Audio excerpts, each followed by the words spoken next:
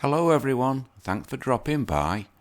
I can't really comment much about how MGTOW is affecting the world's economy, as the pandemic has still essentially shut the world's economy down, and there's all sorts of quarantine periods all over the world. Plus here in Warrington, I went into town the other week and it's practically a ghost town. However, I did say that I might have to wait till 2021 to find out how this pandemic is going to affect the marriage rate, and it could increase the number of divorces. It seems I won't have to wait till 2021, as I had a look around yesterday and I found this. I'm not going to go through the article, but it has got some interesting graphs on it. It says the US divorce rate has hit a 50-year low. It was written by a lady called Wendy Wang on November 10th, 2020, which was last Tuesday. As you can see in the first graph, it says the US divorce rate fell to a 50-year low in 2019. Now, MGTOW kicked in and more or less started the philosophy of MGTOW in 2000, which is there. It didn't gain much traction till about 8 years later, and then the women discovered that there is a philosophy called MGTOW going around, and they thought, hey up, I better concentrate my marriage and keep my man happy, otherwise he's going to find out about this and I'll be in trouble. And as you can see, the marriage rate dropped. The divorce rate dropped. However, on the flip side, guys are not as stupid as what the women thought they were, and once again you see 2000 and the marriage rate in just dropping, which is about a 10-year drop in 10% drop in 10 years. Then it flattened out as women switched to Plan B, and it currently stands at 33.2% of marriages in America, which is quite low. Dropping the paragraph, what's worse, all signs point to a continuing downward trend for new marriages, on top of the already high record high share of never married adults. If you click on that, you've got a new paragraph, you get this. Now if you drop down to the graph, there's 2000 again. You see never married from 21 to 35%. That's a 15% climb in just 20 years. Currently married, that's probably newly divorced, and it's going to cross over somewhere here, I'd say 2020 or 2021, which is when the current pandemic quarantine period of the coronavirus is affecting all over the world. So if it's going to do something, divorced or separated, that continues to drop. If you drop down, share of never married adults increased sharply among lower income, that's blue collar workers. There's 2000. Higher income, that's educated people. They're still not bothering to get married. And look at that with lower income people, blue collar. 23 to 42, that's a 20% increase in just 20 years.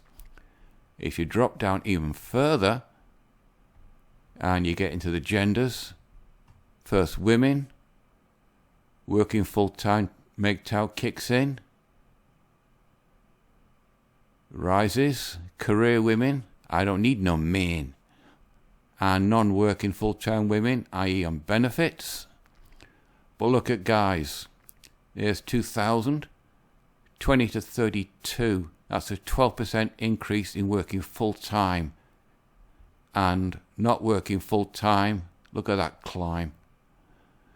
Guys, they're sorry to hear about MGTOW, and it's had could have had a profound effect. Now that's all the graphs on that. If you drop back to this article, the sobering news about marriage puts a damper on our hope for the future of American families, with the rates of both divorce and marriage dropping in America, we can expect to see the marriage divide deepen and poor working class Americans increasingly disconnected from the institution of marriage, which means there's no tax revenue coming in, which means the marriage industry contracts because less people are getting married, which means less government revenue. The impact of disconnect on our family and life can be destructive. Whoops, stop doing that, Christopher. Which makes it an issue that policymakers, i.e. politicians, community leaders, nothing to do with them, and scholars, should continue to pay attention to. Well, that scholars are probably think tanks which work hand in glove with the policymakers, which tell the community leaders to get the message to the peasants and the plebs to better get married. Now, it says divorce is at a fell by 50-year low, but I found this. It's a legal firm called Wilkinson and Fink Biener. This is a team from the San Diego office. They've also got a team in a place called Escondido. There's other pictures, let's see. There we go. As you can see, come on. There's 3 guys and 3 women.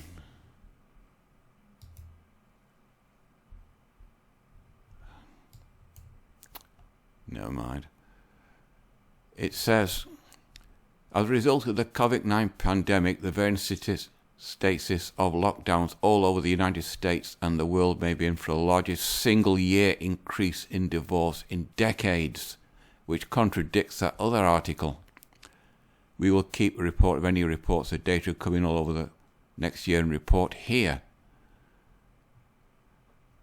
What we know so far, just the jurisdictions all over the world and nearly every city in America have reported significant increases in domestic violence.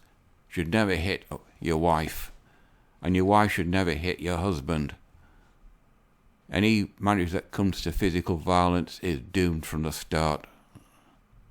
Relationships experiencing problems are likely being stressed to the point of breaking by factors such as lockdown, financial strain, i.e. the guy's been laid off, and political discord. The guy supports the Republicans and Trump. The woman supports Kamala and the Democrats. I won't go through all this thing because it's a big article, lots of stats. But if you look on this side, this is what all these people support, because a legal team, child custody, child support, division of marital property. TV standby, come on, get rid of that. Divorce, domestic partnerships, domestic violence, guardianships, who has custody of the children, paternity. Is the wife pregnant by the husband or some other guy? Remember that case in Finland? Post-divorce notifications, prenuptial.